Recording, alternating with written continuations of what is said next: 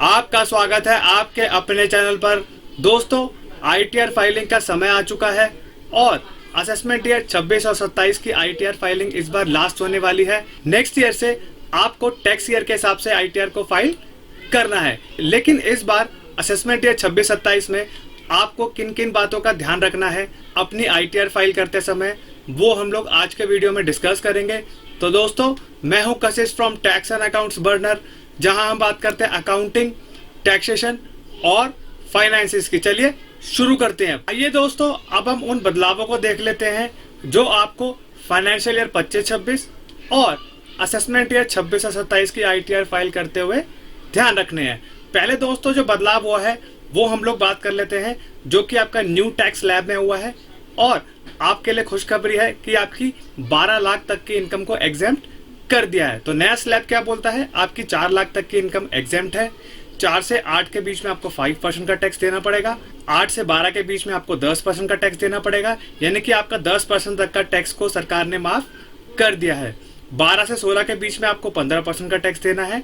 16 से 20 के बीच में आपको 20% का टैक्स देना है। 20 से 24 से बीच में आपको 25% का टैक्स देना है। और 24 लाख से ऊपर आपको 30% का टैक्स यहाँ पर देना पड़ेगा। यानी कि दोस्तों को इस बार सरकार ने 60,000 तक की रिबेट दी है।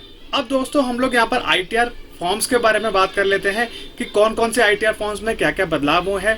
पहले हम लोग बात करते हैं आईटीआर 1 के बारे में। आईटीआर 1 सिर्फ इंडिविजुअल और एचयूएफ फाइल कर सकते हैं जिनकी इनकम 50 लाख तक है, और उनकी इनकम होनी चाहिए सैलरी से, पेंशन से या अदर इनकम से, लाइक इंटरेस्ट हो गया, डिविडेंड हो गया, या कोई भी बैंक के एफडी का जो इंटरेस्ट है वो आपको यहाँ पर शो करना पड़ता है। अब दोस्तों लास्ट ईयर कुछ बदलाव हुए थे। आपको यहाँ पर लॉन्ग टर्म कैपिटल गेन आपका 1,25,000 तक एग्जेम्प्ट कर दिया गया था, जो कि आपको यहाँ पर रिपोर्ट करना था। सबसे इंपॉर्टेंट बदलाव हुआ है आपके इनकम फ्रॉम हाउस प्रॉपर्टी के अंदर। अब आईटीआर 1 में आप 2 से ज्यादा हाउस प्रॉपर्टी रिपोर्ट कर पाएंगे और आईटीआर 4 में भी ये चीज कर पाएंगे। नेक्स्ट दोस्तों हम लोग बात करते हैं आईटीआर 2 के बारे में। अब ये सिर्फ इंडिविजुअल और एचयूएफ फाइल कर सकते हैं जिनकी इनकम 50 लाख से ज्यादा हो। अब यहाँ पर दोस्तों आप कैपिटल गेन्स भी दिखा सकते हैं। अगर आपने कोई प्रॉपर्टी बेची हो, चाहे शेयर्स बेचे हो, वहां से आपने गेन्स कमाया या लॉस हुआ, वो भी आप क्या कर सकते हैं, रिपोर्ट कर सकते हैं, अगर आप अपना आईटीआर ड्यू डेट से पहले फाइल करते हैं तो। नेक्स्ट दोस्तों आपको 2 हाउस प्रॉपर्टी दिखाने का यहाँ पर मौका दिया जाता है। अगर आपकी इनकम फॉरेन से है, चाहे आप कोई फॉरेन में असेट्स होल्ड करते हैं, वो भी आप क्या कर सकते हैं, आईटीआर 2 में दिखा सकते हैं। लास्ट आप क्या कर सकते हैं, आपकी जो क्लबिंग की इनकम है उसको यहाँ पर रिपोर्ट कर सकते हैं। सपोज करिए वाइफ की इनकम हस्बैंड में क्लब होनी है, तो वहां पे आपको हस्बैंड में रिपोर्ट करना पड़ेगा। नेक्स्ट दोस्तों हम लोग बात करते हैं सबसे इंपॉर्टेंट फॉर्म आईटीआर 3 के बारे में, जो कि एक बिजनेसमैन यूज करते हैं और जिनके ऊपर टैक्स ऑडिट एप्लीकेबल होता है, वो भी ये फॉर्म को यूज करते हैं। लाइक बिजनेस इनकम हो गई, प्रोफेशनल इनकम हो गई, प्रोप्राइटरशिप में भी अगर कोई बिजनेस कर रहा है तो वो भी आईटीआर 3 फाइल कर सकता है, 4 भी हो सकता है, जो कि आप प्रिजम्पटिव टैक्सेशन की बात करते हैं। अगर कोई पार्टनर है पार्टनरशिप फॉर्म में, वो भी आईटीआर 3 फाइल करेगा।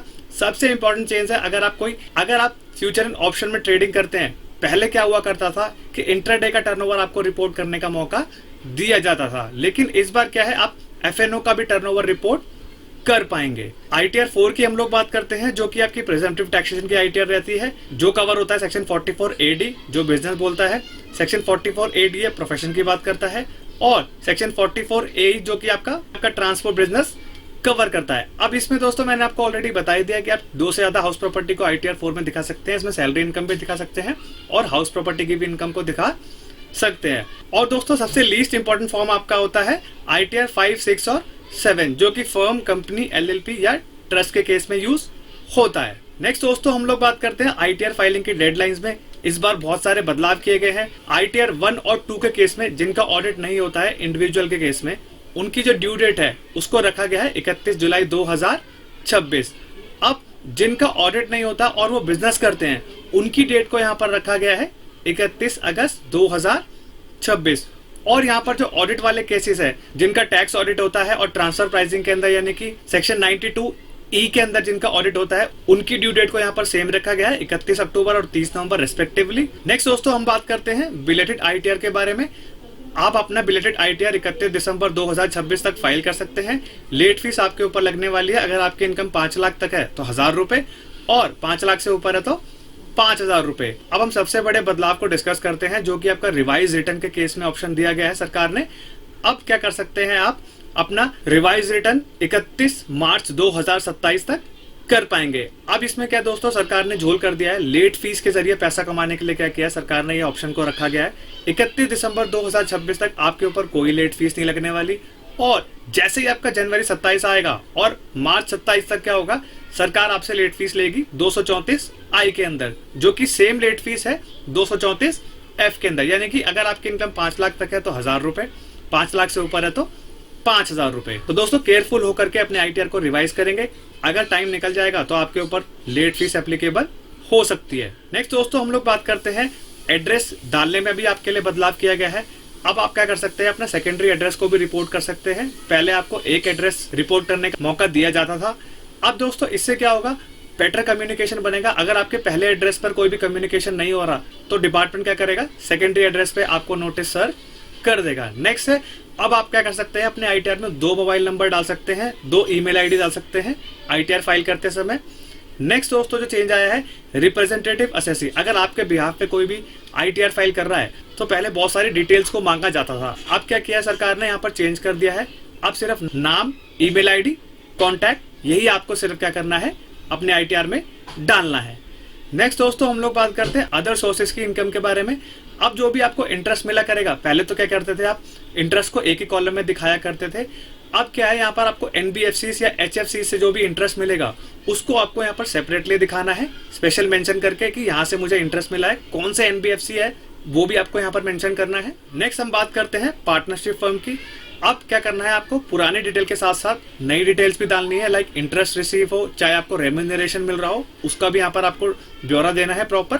अगला हम लोग बात करते हैं, अगर आप कोई डोनेशन कर रहे हैं ओल्ड टैक्स रिजीम के अंदर 80G या 80GGC के अंदर, जो कि कवर होता है 100% और 50% डोनेशन के केस में, तो क्या होगा, आपको यहाँ पर अपना यूपीआई नंबर देना पड़ेगा जहां से आप पैसा कर रहे हैं उनके अकाउंट में, या तो एनईएफटी किया है तो एनईएफटी का नंबर देना पड़ेगा, आईएफसी कोड देना पड़ेगा अपने बैंक का, और अगर आप कोई चेक से पेमेंट कर रहे हैं तो चेक की डिटेल्स देनी पड़ेगी। अगर आपने कोई भी इनके जरिए ट्रांजेक्शन करी है और उसका कोई भी ट्रांजेक्शन रेफरेंस नंबर है तो वो भी आपको यहाँ पर कोड करना पड़ेगा। और अगर आप कोई पॉलिटिकल पार्टी का डोनेशन कर रहे हैं तो पॉलिटिकल पार्टी का नाम देना है और पैन कार्ड की डिटेल्स को यहाँ पर देना है। अब अगले चेंज के बारे में डिस्कस करते हैं, जो कि आपका हाउस प्रॉपर्टी से जुड़ा है। अगर आपको कोई भी रेंट नहीं मिला तो क्या करना है, आपको अपने आईटीआर में रिपोर्ट करना है और आपको जो टैक्स पे करना है, जो आपको रेंट मिला है उसी के ऊपर आपको यहाँ पर टैक्स पे करना है। सपोज करिए आपको दोस्तों साल में 1,20,000 का रेंट मिलना था 10,000 रुपए मंथली के हिसाब से, तो क्या हुआ, आपको 1 लाख का रेंट रिसीव हुआ, तो उसके केस में क्या होगा, जो 1 लाख के ऊपर आपका टैक्स लग जाएगा और जो 20,000 है वो आपको यहाँ पर दिखाना पड़ेगा अनरियलाइज रेंट के अंदर। नेक्स्ट दोस्तों सबसे बड़ा बदलाव है, इस बार क्या करना है, अपने बैंक के बैलेंसेस को रिपोर्ट करना है, जो कि मैंडेटरी हो गया है। इन्वेस्टमेंट को यहाँ पर ऑप्शन रखा गया है, लेकिन आपको बैंक बैलेंस यहाँ पर रिपोर्ट करना है, क्योंकि सरकार ये चेक करना चाह रही है जो भी अपने आईटीआर 4 भर रहे हैं वो अपनी इनकम को जस्टिफाई कर रहे हैं या नहीं कर रहे हैं। सिंपली क्या कर रहे हैं कि 6 और 8% दिखा करके निकल जा रहे हैं, जिससे क्या हो रहा है, उनका जो बैंक बैलेंस है वो जस्टिफाई नहीं हो पा रहा है। अगला चेंज के बारे में बात करते हैं, जो कि सैलरी पर्सन्स के लिए है। पहले चिल्ड्रन एजुकेशन अलाउंसेस क्या होते थे, 100 रुपए पर मंथ पर चाइल्ड के हिसाब से अलाउ होता था, लेकिन इस बार क्या है, आपको 3,000 पर मंथ के हिसाब से अलाउ हो चुका है। हॉस्टल अलाउंसेस को यहाँ पर बढ़ा करके 3,000 पर मंथ पर चाइल्ड से 9,000 पर मंथ पर चाइल्ड कर दिया है। अगला चेंज के बारे में डिस्कस करते हैं, जो कि आपका हाउस रेंट अलाउंसेस है। पहले क्या हुआ करता था, जो मेट्रो सिटीज के अंदर जो सिटीज कवर हुआ करती थी वो दिल्ली, मुंबई, चेन्नई और कोलकाता होती थी, लेकिन इस बार यहाँ पर अमेंड करके इसको 4 सिटीज को और ऐड किया है, बेंगलुरु, हैदराबाद, अहमदाबाद और पुणे। अगर आप इन 8 सिटीज में रहते हैं तो आप क्या कर सकते हैं, 50% का डिडक्शन क्लेम कर सकते हैं। नेक्स्ट है, फ्री मील को यहाँ पर बढ़ा करके 50 से 200 पर मील कर दिया है, और नॉन कैश गिफ्ट जो है वो 5,000 से बढ़ा करके 15,000 कर दिया है। अब यहाँ पर हम लोग बात करते हैं अगला चेंज, जो कि टीसीएस से जुड़ा है। ओवरसीज टूर पैकेज को यहाँ पर क्या किया है, फ्लैट कर दिया सरकार ने। अगर आप कोई भी ओवरसीज टूर पैकेज लेते हैं तो आपका 2% का टीसीएस कट जाएगा, और अगर आप कोई फॉरेन रेमिटेंस करते हैं, लाइक मेडिकल के लिए करते हैं या उनका कोई मेडिकल ट्रीटमेंट करते हैं, 10 लाख के ऊपर क्या होगा, आपका 2% का टीसीएस काट लिया जाएगा। तो दोस्तों ये थे मेजर बदलाव जो कि आपको आईटीआर फाइल करते समय ध्यान रखने हैं। और भी बहुत सारे ऐसे बदलाव है, ये सिर्फ हमने वीडियो बनाया है जो एक नॉर्मल आईटीआर को फाइल करते हैं, जो कि आपके 90% ऑफ आईटीआर फाइलर्स को कवर करते हैं। तो इन बातों का ध्यान रखेंगे अपने ITR फाइल करते समय। अगर कोई भी डाउट हो तो कमेंट बॉक्स में कमेंट करके जरूर पूछ सकते हैं, हम कोशिश करेंगे आपकी बातों का जवाब देने का। अगर ये वीडियो इन्फॉर्मेटिव एंड प्रैक्टिकल लगाओ तो वीडियो को लाइक करेंगे, चैनल पे नए हैं तो do subscribe to the channel. तब तक के लिए मिलते हैं अगले वीडियो में। जय हिंद, जय भारत।